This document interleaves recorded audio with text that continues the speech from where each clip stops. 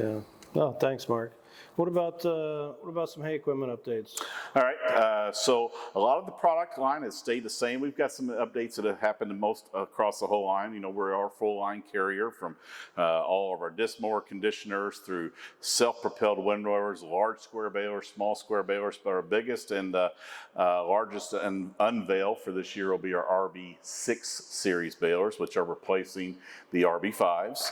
And basically, you will see a difference when you see that baler come down the road. Now, basically, in all of our years past, the stuff underneath the red panels, so you were talking the frame, the metal of that baler, the pickup, the feeder, everything is usually in black, right?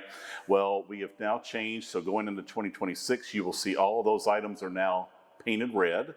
And basically where we're going to see an advantage that is if there is time that you need to be working on that with that black paint, you always had to have a light because there just never was a good bright area to look at it. With the red, you'll be able to actually work and see what you're working on, maybe without actually having to have a service light in there to do that kind of work. Basically, we've beefed it up a lot too.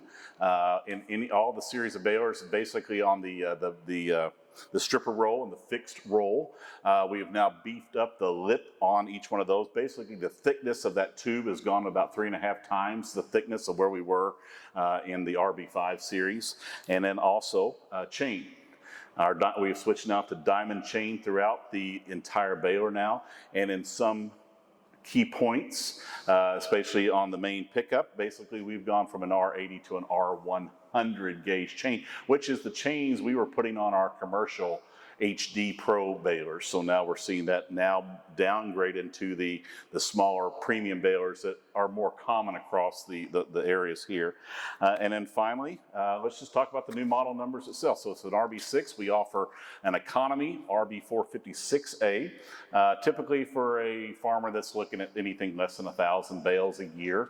Then you offer then an RB456, an RB466, and those are offered in 4 different configurations of the dry hay, a silage hay, and then we move into what we call a roto feeder version, which we can actually pick up more capacity because we are now running that crop instead of fluffing it up over top of the feeder, we're bringing it down below, and that has not changed. We've been this way for many, many years, but we have an even crop flow coming through that, so that's also going to be the third option, and then finally the fourth will be a roto cutter, where a guy's actually wanting to self-process that feed and put it into certain length cuts into the feeder itself.